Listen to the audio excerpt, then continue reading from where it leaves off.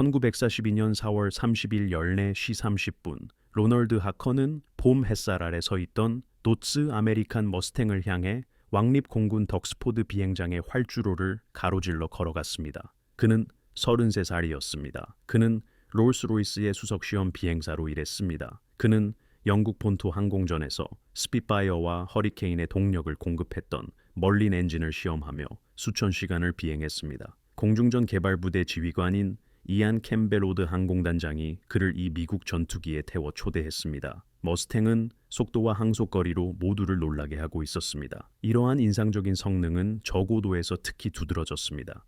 하커는 조종석에 올라 앨리슨 V1710 엔진을 시동했습니다. 그리고 이륙했습니다.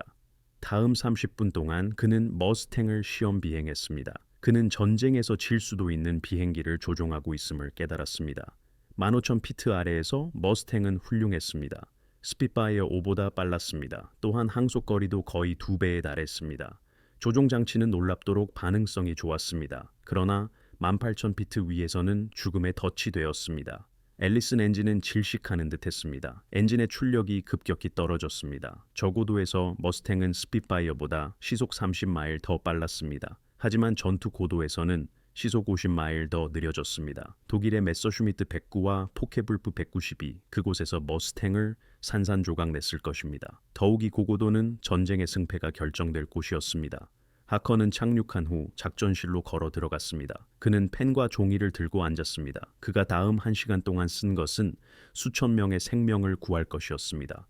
이 보고서는 또한 공중전의 흐름을 바꿀 것이었습니다. 그것은 더 이상 존재하지 않는 폭격기를 위해 만들어졌던 엔진 설계를 부활시킬 것이었습니다. 그러나 먼저 상황이 얼마나 절박해졌는지 이해해야 합니다. 죽음의 소용돌이 때는 1943년 10월 14일이었습니다. 장소는 독일 슈바인푸르트였습니다. 291대의 미국 B-17 플라잉 포트리스 폭격기가 볼베어링 공장들을 향해 윙윙거리며 날아갔습니다. 이 공장들은 독일의 전쟁 기계를 가동시키고 있었습니다. 각 폭격기에는 10명의 병사가 탑승했습니다. 2,910명의 미국 공군 병사들은 집중된 59경 기관총이 그들을 보호해 줄 것이라고 목숨을 걸었습니다. 이론에 따르면 플라잉 포트리스는 밀집 대형으로 무장한 채 독일 내 어떤 목표물이든 오고 갈 수 있었습니다. 이 전략은 전투기 호위 없이 시도되었습니다. 그러나 그 이론은 그들을 죽음으로 몰아넣고 있었습니다. P-47 썬더볼트가 연료가 허락하는 한 폭격기들을 호위했습니다. 이 거리는 독일 영토 300마일까지였습니다. 그 지점 이후에는 전투기들이 회항해야 했습니다. 루프트바페는 그 계산을 알고 있었습니다. 그들은 기다렸습니다. 미국 전투기들이 떠나자 독일 전투기들이 떼지어 몰려들었습니다. 이들 중에는 BF-109와 포케불프 190이 있었습니다. 심지어 쌍발 엔진의 BF-110도 공격에 가담했습니다. 이들 전투기에는 20mm 기관포가 장착되어 1000야드 거리에서 B-17 폭격기를 파괴할 수 있었습니다. 그날 60대의 플라잉 포트리스가 귀환하지 못했습니다. 600명의 병사가 전사했습니다.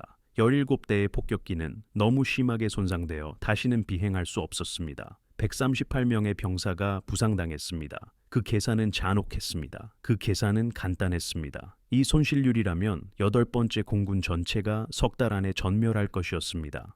미국의 주간 폭격 작전은 실패하고 있었습니다. 이 전략은 독일 산업을 마비시키기 위한 것이었습니다. 또한 D-Day의 길을 열어주는 것을 목표로 했습니다. 영국은 이미 이 교훈을 배웠습니다. 그들은 1940년에 주간 폭격을 시도했습니다. 손실은 감당할 수 없는 수준이었습니다. 대신 야간 폭격으로 전환했습니다. 이 방법은 정확도가 떨어졌지만 승무원들은 더 오래 살아남았습니다. 이제 미국인들은 똑같은 수학적 도전에 직면했습니다. 그들은 주간 정밀 폭격을 포기하거나 폭격기들을 베를린까지 왕복 호위할 수 있는 전투기를 찾아야 하는 선택의 기로에 섰습니다. 이를 위해서는 편도 1100마일의 항속거리가 필요했습니다. 당시에는 어떤 미국 전투기도 그럴 수 없었습니다. P-47 썬더볼트는 강력하고 잘 무장되어 있으며 튼튼했습니다. 그러나 드롭 탱크를 장착해도 최대 호위 항속거리는 475마일에 불과했습니다. P-38 라이트닝은 쌍발 엔진을 가졌고 장거리 비행 잠재력이 있었습니다. 그러나 유럽 기후에서는 문제에 시달렸습니다. 고고도에서 엔진이 얼어붙었고 급강하 시에는 압축성 문제에 시달렸습니다. 조종사들은 흔히 그것을 과부 제족이라고 불렀습니다. P-51 머스탱은 뛰어난 항속거리 잠재력과 아름다운 기체를 가졌습니다. 그러나 18,000피트 이상에서는 완전히 쓸모가 없었습니다. 이곳은 폭격기 편대가 비행하고 독일 전투기들이 사냥하는 고도였습니다. 모두가 원하던 비행기는 단순히 존재하지 않았습니다. 하지만 사실은 존재했습니다. 단지 조각들이 아직 맞춰지지 않았을 뿐이었습니다. 방정식을 생각한 남자. 1938년 영국 더비에서 스탠리 조지 후커는 롤스로이스의 문을 통해 첫째 날 출근했습니다. 그는 31살이었습니다. 그는 옥스퍼드에서 응용 공기역학 박사 학위를 받은 수학자였습니다. 공장의 사람들은 그를 의심스러운 눈초리로 바라보았습니다. 그들은 그가 또 다른 대학교 출신이라고 생각했습니다. 그들은 그가 아마도 점화 플러그조차 교체할 수 없을 것이라고 믿었습니다. 후커는 압축기 이론 작업을 위해 고용되었습니다. 그러나 아무도 그에게 처음 몇 주 동안 무엇을 해야 할지 알려주지 않았습니다. 그래서 그는 시설을 돌아다니며 질문하고 귀 기울였습니다. 그는 결국 과급기 시험 섹션을 찾았습니다. 기술자들은 그에게 멀린 과급기 성능에 대한 실험 그래프를 보여주었습니다. 여기에는 압력 곡선과 효율 측정 값이 포함되어 있었습니다. 후커는 시험 곡선 한 세트를 빌려 그의 책상으로 가져왔습니다. 그는 며칠 동안 그 곡선들을 응시했습니다. 그러고 나서 그는 아무도 보지 못했던 것을 보았습니다. 과급기 임펠러와 디퓨저가 서로 맞지 않았습니다. 로터 블레이드는 특정 속도와 각도로 공기를 밀어냈습니다. 그러나 디퓨저는 다른 조건에 맞춰 설계되었습니다. 이것은 소방 호스의 물을 찻잔으로 받으려는 것과 같았습니다. 과급기는 65%의 효율로 작동하고 있었습니다. 후커는 계산했습니다. 불일치를 수정할 수 있다면 효율은 75%로 뛸 수 있었습니다. 심지어 76%에 도달할 수도 있었습니다. 그것은 30%더 많은 출력을 의미했습니다. 이는 엔진의 다른 어떤 것도 변경하지 않고 달성할 수 있었습니다. 그는 자신의 분석을 작성하여 연구 책임자인 그리피스에게 전달했습니다. 그리피스는 그것을 읽었습니다. 그러고 나서 그는 후커를 바라보았습니다. 그리피스는 후커에게 이를 증명할 수 있는지 물었습니다. 석 달 후 후커가 재설계한 과급기는 시험대에 올랐습니다. 후커의 새로운 과급기를 장착한 멀린 20 엔진은 1000피트에서 1240마력을 생산했습니다. 17500피트에서는 1175마력을 생산했습니다. 이전 버전은 1030마력만을 생산했습니다. 허리케인 E는 1940년 9월에 새로운 엔진을 장착했습니다. 이것은 영국 본토 항공전이 한창일 때였습니다. 저고도에서 추가된 시속 22마일은 생명을 구했습니다. 그러나 후커는 그가 진정한 문제를 해결하지 못했음을 알았습니다. 2만 피트 이상에서는 그의 개선된 과급기조차 약해졌습니다. 공기가 너무 희박해졌습니다. 효율성 이상이 필요했고 압도적인 힘이 요구되었습니다. 엔지니어들은 공기를 2번 압축해야 했습니다. 존재하지 않았던 폭격기 때는 1940년 3월이었습니다. 항공성은 고고도 폭격기에 대한 요구사항을 발표했습니다. 이 폭격기는 가압식 객실이 필요했습니다. 그 작전 고도 한계는 4만 피트였습니다. 이 항공기는 비커스 웰링턴 6으로 지정되었습니다. 4만 피트에서는 독일 전투기들이 도달할 수 없었습니다. 대공포도 그것을 건드릴 수 없었습니다. 그것은 전쟁 위를 날아다닐 것이었습니다. 그러나 그 고도에서 숨 쉴 수 있는 엔진이 필요했습니다. 항공성은 터보차저 헤라클레스 엔진을 제안했습니다. 롤스로이스는 이 프로젝트를 후커에게 맡겼습니다. 그는 터보차저 설계를 살펴보았습니다. 그것은 배기가스 구동 방식이었고 복잡한 덕트, 웨이스트 게이트, 그리고 추가 중량을 특징으로 했습니다. 크기 또한 문제였습니다. 터보차저 설치는 800파운드의 무게를 더할 것이었습니다. 그것은 기체에 대한 광범위한 재설계를 필요로 할 것이었습니다. 또한 전투에서 고장날 수 있는 취약한 덕트를 추가할 것이었습니다. 후커는 이 설계를 거부했습니다. 대신 그는 다른 것을 설계했습니다. 그는 2개의 과급기를 설계했습니다. 이것들은 공통축의 직렬로 장착되었습니다. 둘 다 엔진 크랭크 축에서 기계적으로 구동되었습니다. 첫 번째 단계, 압축기는 공기를 두 번째 단계로 밀어 넣을 것이었습니다. 두 번째 단계는 그것을 다시 압축할 것이었습니다. 이 시스템은 이중 압축을 제공했습니다. 또한 고고도 성능을 2배로 높였습니다. 그러나 이중 압축은 새로운 문제를 야기했습니다. 공기가 압축되면 뜨거워집니다. 2번 압축되면 맹렬하게 뜨거워집니다. 화씨 400도에 이를 수도 있었습니다. 이 온도는 조기 점화를 유발할 만큼 뜨거웠습니다. 또한 엔진을 파괴할 만큼 뜨거웠습니다. 후커는 두 압축기 단계 사이에 인터쿨러를 추가했습니다. 이것은 엔진의 글리콜 냉각 시스템으로 냉각되는 열교황이었습니다. 압축된 공기는 인터쿨러 내부 통로를 통과할 것이었습니다. 그것은 실린더로 들어가기 전에 열을 방출할 것이었습니다. 이 디자인은 우아하고 작으며 혁명적이었습니다. 그는 그것을 멀린 60일이라고 불렀습니다. 첫 시험 가동은 1941년 3월에 이루어졌습니다. 첫 비행은 1941년 7월에 이루어졌습니다. 그것은 완벽하게 작동했습니다. 멀린 60일은 2만 피트에서 1300마력 이상의 출력을 생산했습니다. 3만 피트에서도 1200마력 이상의 출력을 생산했습니다. 웰링턴 6폭격기는 하늘의 어떤 비행기보다 높이 날 수 있었습니다. 단 하나의 문제가 있었습니다. 멀린 60일이 준비되었을 때 아무도 웰링턴 6을 더 이상 원하지 않았습니다. 고고도 전략 폭격 개념은 포기되었습니다. 폭격기 사령부는 고고도를 비행하는 중형 폭격기가 아니라 중량급의 사발 엔진 폭격기를 필요로 했습니다. 결과적으로 웰링턴 6 프로그램은 대부분 취소되었습니다. 오직 60세 대만이 제작될 것이었습니다. 후커는 대량 생산될 일이 없는 비행기를 위한 걸작 엔진을 만들었습니다. 그의 2단 과급기 설계는 버려진 차에 남아 있었습니다. 로널드 하커가 덕스포드에서 머스탱에 오르기 전까지는 말입니다. 모든 것을 바꾼 30분 하커는 아내를 덕스포드로 가는 길에 함께 데려가 하루를 보냈습니다. 그는 차를 빌리고 롤스로이스 연료 시스템 엔지니어인 스토우를 데려왔습니다. 이것은 공식 업무가 아니었습니다. 이것은 호기심이었습니다. 미국인들이 흥미로운 것을 만들었고 하커는 그것을 직접 보고 싶었습니다. 캠베로드 항공단장은 그를 머스탱 주위로 안내했습니다. 그는 하커에게 측류 날개, 하부 라디에이터 스쿠프, 그리고 넓은 조종석을 보여주었습니다. 캠베로드는 그에게 비행해 볼 생각이 있는지 물었습니다. 하커는 탑승하여 앨리슨 V1710 엔진에 시동을 걸었습니다. 그는 30분 동안 비행했습니다. 머스탱은 빨랐습니다. 동일한 출력 설정에서 스피파이어 5보다 시속 30마일 더 빨랐습니다. 조종 장치는 아름답게 조화되어 있었습니다. 시야는 탁월했습니다. 항속거리는 스피파이어의 거의 2배에 달했습니다. 이 인상적인 성능은 15,000피트 아래에서 유지되었습니다.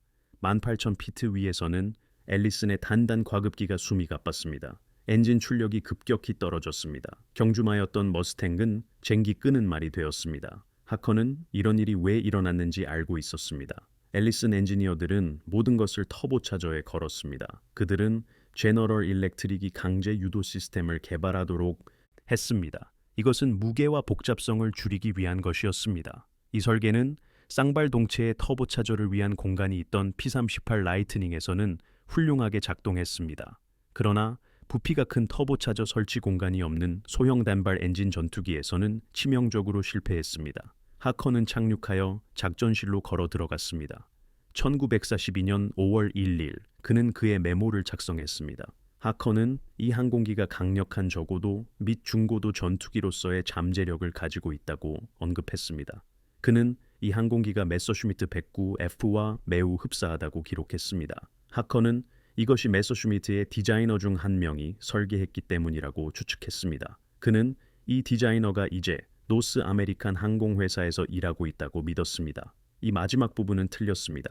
머스탱의 디자이너인 에드거 슈무드는 메서슈미트에서 일한 적이 없었습니다. 그러나 하커는 중요한 부분을 정확히 맞췄습니다. 하커는 멀린 60일과 같이 강력하고 좋은 엔진을 사용하면 머스탱의 성능이 탁월해질 수 있다고 말했습니다. 그는 머스탱이 스피파이어 5와 거의 동일한 출력에서 시간당 35마일 더 빠르다고 언급했습니다. 그는 멀린 60일 엔진을 언급하고 있었습니다. 이 엔진은 후커의 설계였으나 사용되지 못하고 있었습니다.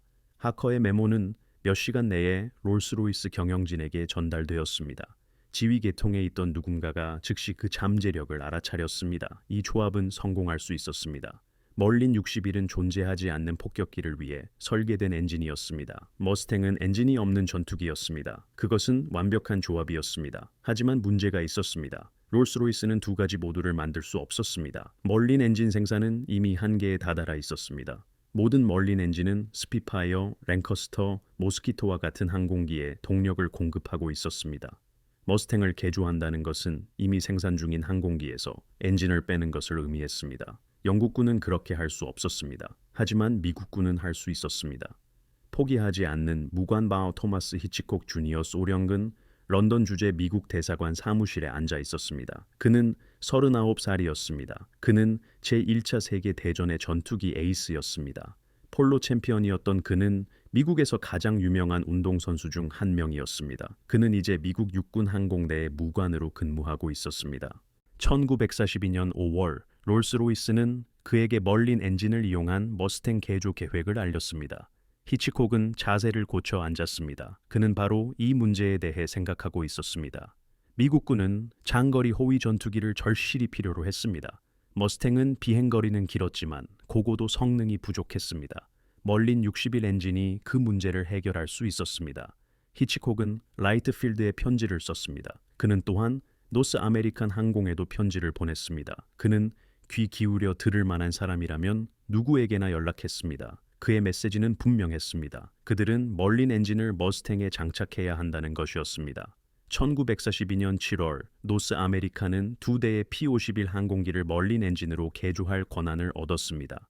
디트로이트에 있는 패커드 모터 컴퍼니는 이미 라이선스해 멀린 엔진을 제작하고 있었습니다. 이 엔진들은 V1651 엔진으로 멀린 20과 동등했습니다. 이 엔진들은 단일 스테이지 슈퍼차저를 특징으로 했습니다. 하지만 패커드는 롤스로이스와 새로운 2단 슈퍼차저 엔진 제작을 위해 협상 중이었습니다. 이 엔진은 V1653이었습니다. 이는 멀린 68과 동등한 성능을 가지고 있었습니다. 노스 아메리칸이 신속하게 움직인다면 필요한 시기에 엔진을 확보할 수 있을 것이었습니다. 1942년 8월까지 미국 육군 항공대는 400대의 P-51B 항공기를 주문했습니다. 이 주문은 최초의 멀린 머스탱이 비행하기 전이었습니다. 그들은 5천만 달러를 걸고 이 조합이 성공할 것이라고 도박했습니다. 이 도박이 성공했을 때 어떤 일이 일어났는지 보려면 계속 지켜봐 주십시오. 노스 아메리칸의 엔지니어들은 다음으로 아무도 이전에 경험하지 못한 문제에 직면했습니다. 경주마를 명매에 밀어넣기. 1942년 8월 캘리포니아 잉그루드에서 에드거 슈무드는 노스 아메리칸 항공의 실험 공장에 서 있었습니다. 그는 패커드 V1653 멀린 엔진을 응시했습니다.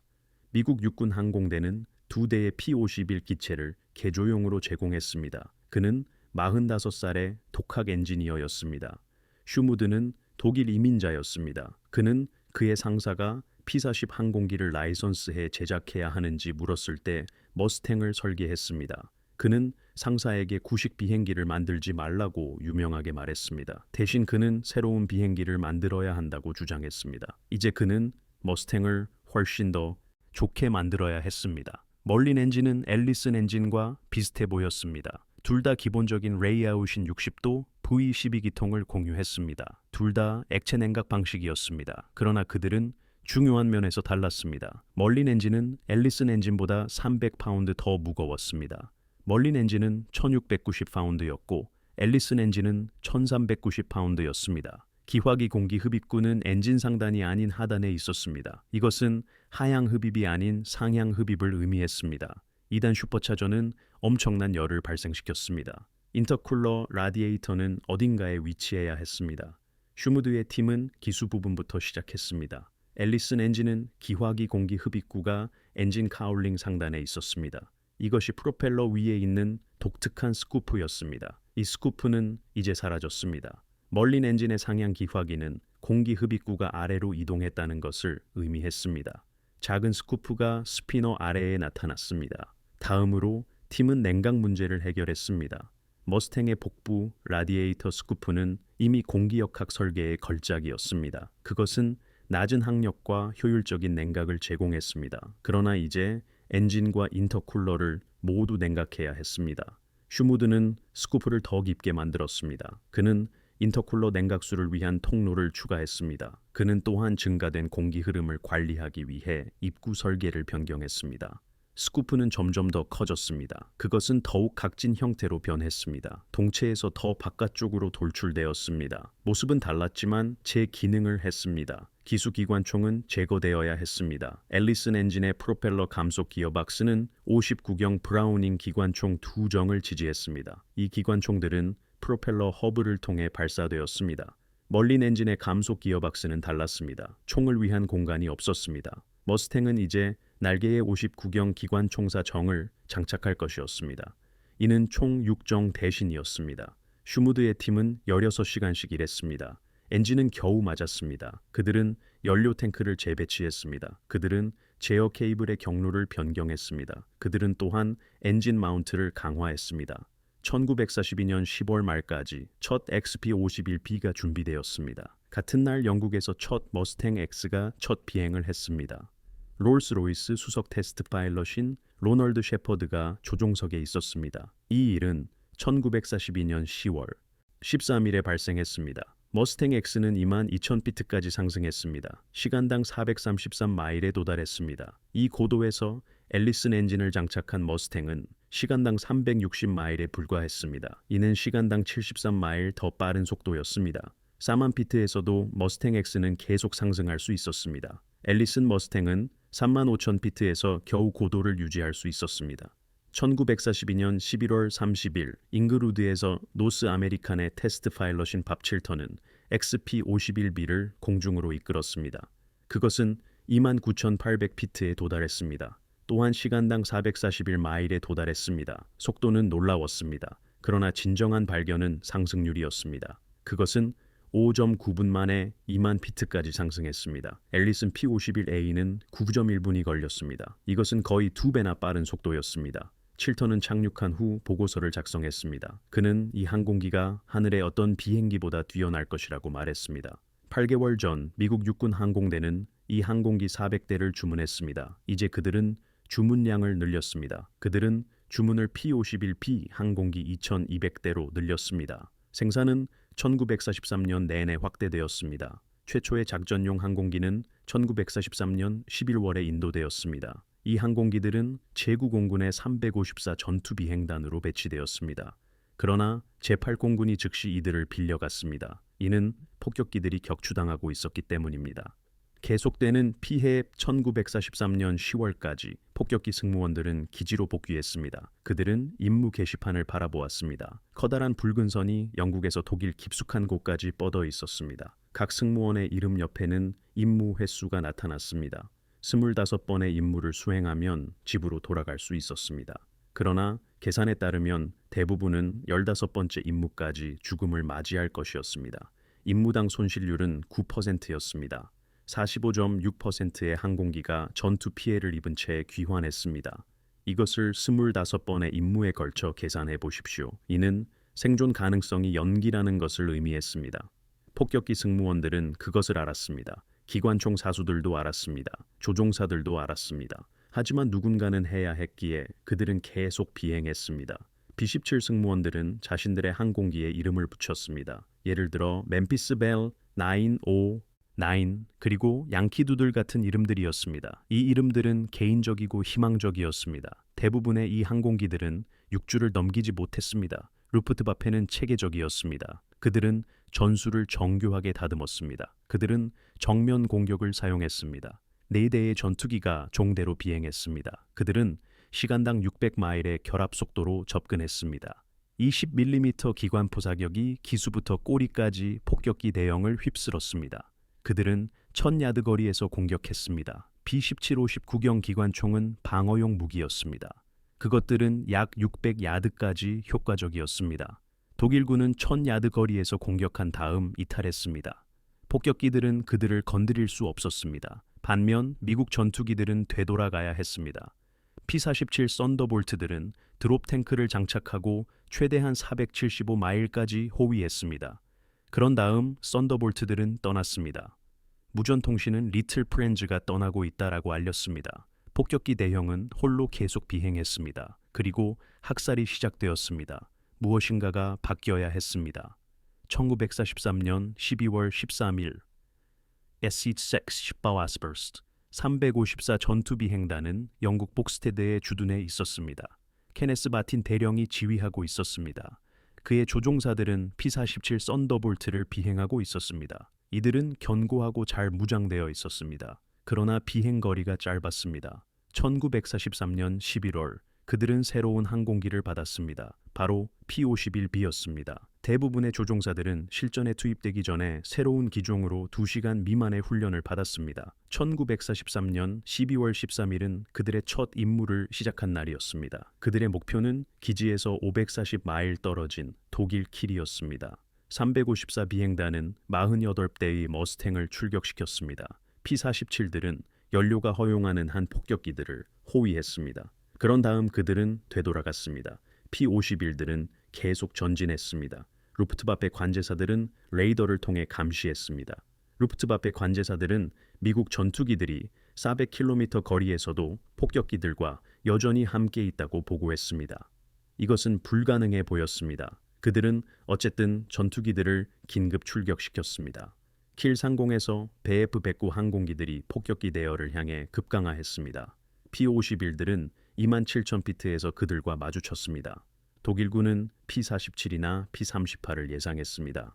이들은 크고 무거운 항공기였습니다. 강력했지만 민첩하지는 않았습니다. 머스탱들은 그렇지 않았습니다. 브루스카 중위는 BF-109와 선회 전투를 벌였습니다. 109는 급선회했습니다. 그것은 머스탱의 선회 방형 안으로 들어가려고 했습니다. 칸은 선회를 더 조여 독일 전투기의 꼬리를 물었습니다. 멀린 엔진은 흔들리지 않았습니다. 2단 슈퍼차저는 완전한 출력을 유지했습니다. 칸은 2초 동안 기관포를 발사했습니다. 그는 59경 API 탄을 사용했습니다. 109의 날개 뿌리가 폭발했습니다. 독일 전투기는 뒤집힌 채 스핀에 빠졌습니다. 대형 전반에 걸쳐 P-51 조종사들은 같은 것을 발견했습니다. 고고도에서 그들은 109 항공기보다 더 잘 선회할 수 있었습니다. 그들은 또한 더 잘 상승할 수 있었습니다. 머스탱은 심지어 급강하 중에도 그들을 따라잡을 수 있었습니다. 머스탱은 모든 고도에서 루프트와페가 가진 어떤 항공기보다도 빨랐습니다. 354 비행단은 복스테드로 귀환했습니다. 48대의 머스탱이 출격했습니다. 47대가 귀환했습니다. 그들은 독일 전투기 5대를 격추했습니다. 3대는 격추 가능성 높은 것으로 기록되었습니다. 2대는 더 손상되었습니다. 그러나 진정한 승리는 더 단순했습니다. 폭격기들은 킬까지 도달했습니다. 그들은 폭탄을 투하했습니다. 그들은 집으로 돌아왔습니다. 주간 폭격 캠페인이 시작된 이래 처음으로 미국 전투기들은 중폭격기들을 목표물까지 호위하고 돌아왔습니다. 그것은 성공했습니다. 이제 그들은 그것을 확대해야 했습니다. 빅 위크 1944년 2월 20일부터 25일까지 마침내 독일 상공의 날씨가 맑아졌습니다. 제8공군 사령관 제임스 두리틀 장군은 모든 것을 쏟아부었습니다. 이것은 코드명 빅 위크로 알려진 작전 아규먼트였습니다. 목표는 독일 항공기 생산 시설이었습니다. 이것은 닷새 동안의 전면적인 공습 작전이었습니다. 모든 폭격기와 전투기가 동원되었습니다. 그들은 루프트와페 전투기가 생산되는 공장들을 파괴하는 것을 목표로 삼았습니다. 또한 그 전투기를 조종하는 조종사들을 제거하는 것도 목표였습니다. 2월 20일 1000세대의 폭격기가 출격했습니다. 835대의 전투기가 이들을 호위했습니다. 전투기 중 75% 이상이 P-51 머스탱이었습니다. 제4 전투비행단은 뎁덴에서 출격했습니다. 354 비행단은 복스테드에서 날아올랐습니다. 357 비행단은 레이스턴에서 작전을 수행했습니다. 새로운 전술이 도입되었습니다. 빅 위크 이전에는 전투기들이 폭격기 가까이에 머물렀습니다. 그들은 방어 대형으로 비행했습니다. 두리틀은 규칙을 바꾸었습니다. 두리틀의 명령은 명확했습니다. 그들의 임무는 독일 전투기를 공중과 지상에서 파괴하는 것이었습니다. 그들은 독일 전투기를 찾아내어 격추해야 했습니다. P-51 조종사들은 다시 지시할 필요가 없었습니다. 2월 20일 라이프치히 상공에서 357 전투비행단은 50여 대의 루프트와페 전투기를 발견했습니다. 루프트와페 전투기들은 공격을 위해 집결 중이었습니다. 휴버트 젬케 대령은 그의 편대를 루프트와페 전투기들 한가운데로 이끌었습니다. 25,000피트 상공에서 10분간의 공중전이 벌어졌습니다. BF-109와 FW-190은 폭격기를 뚫으려 했습니다. P-51 전투기들이 그들을 막아섰습니다. 독일군은 무시무시한 사실을 알게 되었습니다. 2만 피트 상공에서 머스탱은 자신들이 가진 어떤 항공기보다도 빨랐습니다. 메이백구 G는 23,000 피트 상공에서 시속 386마일에 도달할 수 있었습니다. P-51B는 3만 피트 상공에서 시속 441마일에 이르렀습니다. 만약 독일 전투기가 이탈하면 머스탱은 추격전에서 그를 따라잡았습니다. 그가 싸우기 위해 기술을 돌리면 머스탱은 여유로운 힘으로 그를 압도했습니다. 그가 급강하하여 도망치려 해도 머스탱은 끝까지 그를 따라붙었습니다. 357 비행단은 그날 28대의 적기를 격추했다고 보고했지만 넷의 손실을 입었습니다. 이것은 모든 전투 비행단에 걸쳐 발생한 상황이었습니다. 빅위크가 끝날 무렵 루프트와페는 355명의 조종사를 잃거나 포로로 잡혔습니다. 이들은 단순한 항공기가 아니었습니다. 이들은 조종사들이었습니다. 그들은 숙련된 전투 조종사였으며 대체 불가능한 존재였습니다. 미군은 일부 항공기를 잃었습니다. 그러나 미군 조종사들은 종종 프랑스나 네덜란드에 낙하했습니다. 많은 이들이 포로로 잡히는 것을 피하고 영국으로 돌아왔습니다. 독일군에게는 그러한 사치가 없었습니다. 그들의 조종사들은 자신들의 영토 상공에서 싸웠습니다. 그들이 격추되면 그들은 사망했습니다. 빅위크는 루프트와페 주간 전투기 전력의 중추를 부러뜨렸습니다. 독일의 숙련된 전투 조종사 중 17%가 닷새 만에 사망했습니다. 생산시설 또한 크게 손상되었습니다. 그러나 진정한 승리는 심리적인 것이었습니다. 루프트와페 조종사들은 알게 되었습니다. 미군 폭격기들은 이제 어디든 갈 수 있는 호위기를 가졌습니다. 그들은 어디서든 싸울 수 있었습니다. 그들은 어디서든 승리할 수 있었습니다. 독일 영공에 더 이상 안전한 곳은 없었습니다. 베를린 1944년 3월 4일 0400시 영국 뎁덴 제사 전투 비행단은 어둠 속에서 움직였습니다. 브리핑룸에서는 지도가 밝게 비춰졌습니다. 붉은 선 하나가 영국에서 베를린까지 이어져 있었습니다. 이것은 왕복 1100마일에 달하는 거리였습니다. 도널드 블레이크슬리 대령은 조종사들에게 그들의 임무가 베를린이라고 말했습니다. 그들은 베를린까지 갔다가 다시 돌아와야 했습니다. 그의 말에 침묵이 흘렀습니다. 아무도 전에 이런 일을 해본 적이 없었습니다. 단발 전투기가 독일 수도까지 비행한 적은 없었습니다. 브리핑은 계속되었습니다. 그들은 독일 영토 안 200마일 지점인 하노버 상공에서 폭격기들을 만날 예정이었습니다. P-47 전투기가 첫 구간을 막고 나서 회항할 것이었습니다. 그 후 P-51 전투기들이 나머지 구간을 호위할 것이었습니다. 비행 시간은 6시간이었습니다. 그들은 외부 연료 탱크를 사용했습니다. 여기에는 날개 아래에 75갤런 탱크 2개가 포함되었습니다. 또한 조종사 뒤에는 85갤런의 동체 연료 탱크가 있었습니다. 총 연료 용량은 419갤런이었습니다. 멀린 V26503 엔진은 순항시 연료를 조금씩 사용했습니다. 대략 1갤런당 3.3마일을 소모했습니다. 계산은 맞았지만 겨우 가능한 수준이었습니다. 0800시 50대의 P-51B 머스탱이 뎁덴에서 이륙했습니다. 이들은 뎁덴 이글스로 알려진 제사 전투 비행단이었습니다. 그들은 영국 해협을 건너 네덜란드 상공을 비행한 후 독일에 진입할 예정이었습니다. 블레이크슬리는 그들을 집결 지점으로 이끌었습니다. 그들 아래에는 이전 임무에서 파괴된 항공기들이 들판에 흩어져 있었습니다. 독일기와 미군기가 모두 그곳에 놓여 있었습니다. 하노버 상공에서 그들은 폭격기 대여를 만났습니다. 800대의 B-17과 B-24 폭격기가 전투 대형으로 비행했습니다. 그들은 수마일에 걸쳐 길게 늘어서 있었습니다. 무선 호출이 들어왔습니다. 그들은 작은 친구들을 환영하며 그들의 존재에 감사를 표했습니다. P-47 전투기들은 날개를 흔들었습니다. 그들은 본국으로 회항했습니다. P-51 전투기들은 호위 대형으로 들어섰습니다. 그들은 폭격기 1000피트 상공을 비행했습니다. 이리저리 오가며 적기를 탐색했습니다. 베를린까지는 45분이 남았습니다. 루프트와페가 그들을 맞이하기 위해 떠올랐습니다. 제3 전투비행단의 BF-109들이 도착했습니다. 제11 전투비행단의 포케불프 190 또한 나타났습니다. 그들은 넷에서 6대의 항공기 그룹으로 공격했습니다. 위에서 급강하하며 교전했습니다. 듀안비슨 중위가 그들을 먼저 발견했습니다. 그는 2시 방향 높은 곳에서 적기를 보고했습니다. 블레이크슬리는 레드 편대에게 교전을 지시했습니다. 넷세 P-51 전투기가 이탈했습니다. 그들은 독일군을 만나기 위해 상승했습니다. 그들은 27,000피트 상공에 있었습니다. BF-109들은 급선회했는데 이는 표준 방어 기동이었습니다. 그러나 P-51 전투기들은 그들을 놓치지 않았습니다. 비스는 2초 동안 집중 사격을 가했습니다. BF-109에서 발사된 20mm 기관 포탄이 그의 캐노피를 스쳐 지나갔습니다. 그는 기체를 회전시키고 당겼습니다. 이어서 그는 독일 전투기의 뒤를 잡았습니다. 또 다른 긴 사격이 이어졌습니다. BF-109의 엔진에서 냉각수가 뿜어져 나와 흰 연기 꼬리를 남겼습니다.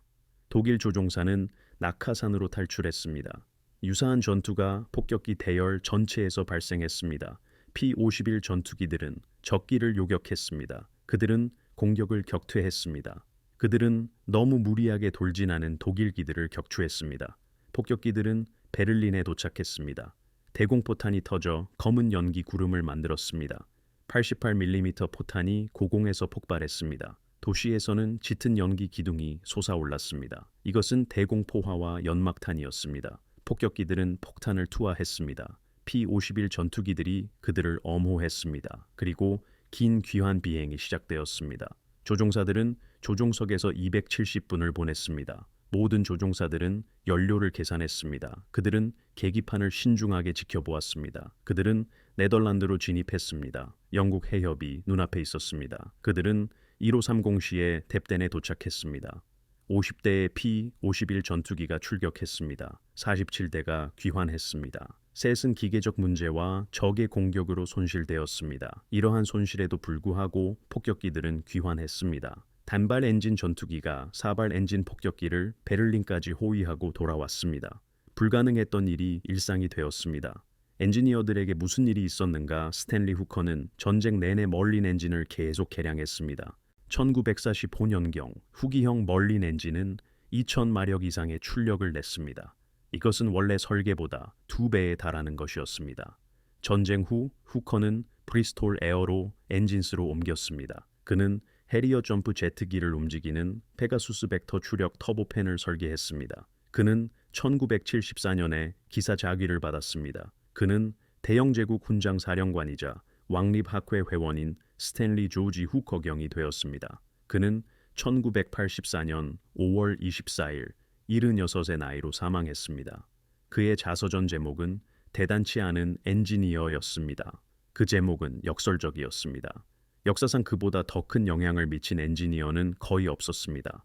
에드가 슈뮤드는 전쟁 내내 노스 아메리칸 항공에 머물렀습니다. 그는 F-82 트윈 머스탱을 설계했습니다. 이것은 태평양 초장거리 호위 임무를 위해 2대의 P-51 동체를 공통 날개로 연결한 것이었습니다. 다음으로 그는 F-86 세이버를 설계했습니다. 이것은 미국의 첫 후퇴익 제트 전투기로 한국 전쟁에서 우위를 점했습니다. 그 다음은 F-100 슈퍼 세이버였습니다. 이것은 수평 비행에서 음속을 돌파한 첫 생산 항공기였습니다. 1952년에 슈뮤드는 노스 아메리칸을 떠나 노스롭으로 갔습니다. 그는 F-5 프리덤 파이터를 설계했습니다. 이것은 전 세계 30개 공군에서 사용된 경량 초음속 전투기였습니다. 그는 1957년에 은퇴했습니다. 그는 이후 20년 동안 항공 컨설턴트로 활동했습니다.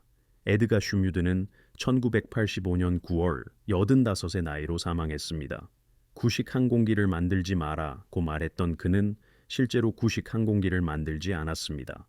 로널드 하커는 전쟁 내내 롤스로이스의 수석시험 비행사로 일했습니다. 그는 멀린 엔진의 거의 모든 변형 모델을 시험 비행했습니다. 그는 모든 스피파이어 기종을 시험했습니다. 그는 롤스로이스 엔진을 사용하는 모든 영국 항공기를 시험했습니다. 전쟁 후 그는 제트 시대에도 롤스로이스와 함께했습니다. 하커는 1999년 7월 24일 90의 나이로 사망했습니다. 그가 1942년 4월 30일에 수행한 30분간의 시험 비행은 9,081제의 적기 격추로 직접 이어졌습니다. 그는 공로를 주장하지 않았습니다.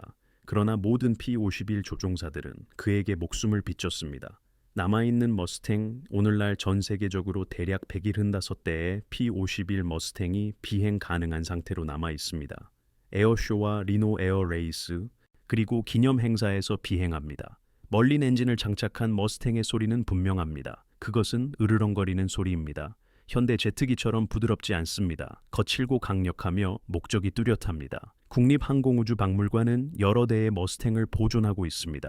여기에는 최초로 제작된 머스탱인 XP-51이 포함됩니다. 워싱턴주의 플라잉 헤리티지 컬렉션에서는 비행 가능한 P-51D를 볼 수 있습니다. 영국 왕립공군박물관에는 배틀 오브 브리튼 홀에 머스탱 쌈이 전시되어 있습니다. 매년 6월 6일 살아남은 D-Day 참전 용사들이 노르망디 미군 묘지에 모입니다. 때때로 P-51이 하얀 십자가 위로 낮게 비행합니다. 그 소리는 9388기의 무덤에 울려 퍼집니다. 이들은 유럽을 탈환하기 위해 전사한 젊은이들이었습니다. 그들 중 일부는 보지 못했던 전투기들의 보호를 받았습니다. 이 비행기들은 너무 높이 날아 소리를 들을 수 없었습니다. 그들은 독일 요격기들을 상륙정에서 멀리 떨어뜨려 놓았습니다. 그 전투기들은 버려진 엔진 설계가 완벽한 기체를 찾았기 때문에 존재했습니다. 교훈 이 이야기에서 중요한 점은 다음과 같습니다. 스탠리 후커는 웰링턴 6 폭격기를 위해 멀린 62를 설계했습니다. 이 프로그램은 취소되었습니다. 그의 작업은 헛수고가 된 듯 보였습니다. 그러나 이것은 P-51 머스탱을 구했습니다. 이것은 전략 폭격 작전을 구했습니다. 또한 제2차 세계 대전 승리에도 도움이 되었습니다. 로널드 하커는 공식적으로 요구되지 않은 시험 비행을 했습니다. 그는 자신의 직무 설명서에 없는 메모를 작성했습니다. 그 메모는 후커의 엔진을 에드거 슈뮤드의 기체와 연결했습니다. 토머스 히치콕은 멀린 머스탱 조합을 귀 기울이는 모든 당국에 강력히 주장했습니다. 그는 가장 큰 성공을 거두기 2달 전에 항공기를 시험하다 사망했습니다. 그들 중 누구도 혼자서는 성공할 수 없었습니다. 전쟁은 문제를 해결하는 엔지니어들에 의해 승리했습니다. 시험 비행사들은 기회를 인식했습니다. 지지자들은 관료주의를 뚫고 프로그램을 추진했습니다. 2,500명의 P-51 조종사들이 조종석에 올랐습니다. 그들은 자신들이 맞서게 될 독일 전투기들이 용감하고 숙련된 조종사들에 의해 비행된다는 것을 알았습니다.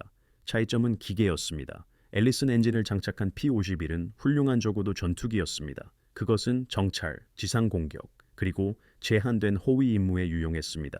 스탠리 후커의 거부되었던 멀린 61 엔진을 장착한 P-51은 제2차 세계대전 최고의 장거리 전투기가 되었습니다. 하나의 엔진 교체가 모든 것을 다르게 만들었습니다. 그들을 기억하며 P-51 조종사들 또한 고통받았습니다.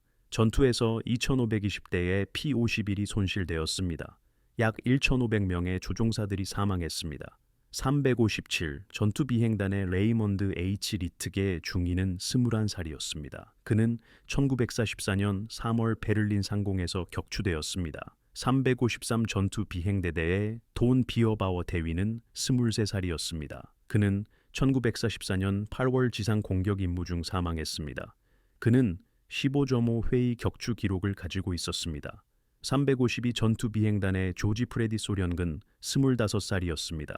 그는 1944년 12월 아군 사격으로 격추되었습니다. 그는 26.83 회의 격추 기록을 가지고 있었으며 미국 에이스 중 6번째로 높은 점수를 기록했습니다. 그들은 머스탱을 비행했습니다. 그들은 머스탱에서 죽음을 맞이했습니다. 하지만 머스탱이 루프트바페가 보낸 어떤 적기와도 맞서 싸울 수 있었기 때문에 수천 명이 더 생존했습니다. 그들의 이름은 임무일지, 훈장, 그리고 집으로 보낸 편지에 기록되어 있습니다. 그들은 또한 폭격기 승무원들의 감사하는 기억 속에 있습니다. 이 승무원들은 리틀 프렌즈가 머리 위에 있었기 때문에 귀환할 수 있었습니다. 당신의 역할 이 이야기가 당신의 마음을 움직였다면 지금 바로 할 수 있는 일이 있습니다. 좋아요 버튼을 눌러주세요. 좋아요 하나하나가 유튜브 알고리즘에 이 이야기를 더 많은 사람들에게 보여주라고 말합니다. 이 사람들은 세상을 구했습니다. 우리가 할 수 있는 최소한의 일은 그들을 기억하는 것입니다. 구독 버튼을 눌러주세요. 알림을 켜주세요. 우리는 매일 먼지 쌓인 기록 보관소에서 잊혀진 이야기들을 찾아내고 있습니다. 이 이야기들은 폭정을 물리치기 위해 무기를 설계한 엔지니어들에 관한 것입니다. 그 무기를 비행한 조종사들에 관한 이야기입니다. 그 비행기를 계속 비행할 수 있도록 유지한 정비사들에 관한 이야기입니다. 이들은 계산자와 용기로 역사를 바꾼 사람들의 이야기입니다. 지금 바로 댓글을 남겨주세요. 어디에서 시청하고 계신지 알려주세요. 미국 출신이신가요? 영국 출신이신가요? 혹시 캐나다나 호주 출신이신가요? 아니면 독일, 프랑스, 폴란드 출신이신가요? 우리 커뮤니티는 전 세계에 걸쳐 있습니다. 당신은 단순한 시청자가 아닙니다. 당신은 이 기억들을 살아있게 하는데 동참하고 있습니다. 당신의 위치를 알려주세요. 가족 중에 복무한 사람이 있다면 알려주세요. P51이 비행하는 것을 본 적이 있는지 알려주세요. 그저 당신이 여기에 있다는 것을 알려주세요. 시청해주셔서 감사합니다. 스탠리 후커의 작업이 잊히지 않도록 해주셔서 감사합니다. 로널드 하커의 통찰력, 토머스 히치콕의 희생, 그리고 에드거 슈뮤드의 탁월함을 기려주셔서 감사합니다. 그리고 제2차 세계 대전 최고의 전투기를 비행한 2,500명의 P-51 조종사들을 기억해 주셔서 감사합니다. 그들 중 일부는 고향으로 돌아왔습니다. 1,500명은 돌아오지 못했습니다. 그들 모두는 기억될 자격이 있습니다. 당신이 그 일이 일어나도록 돕고 있습니다.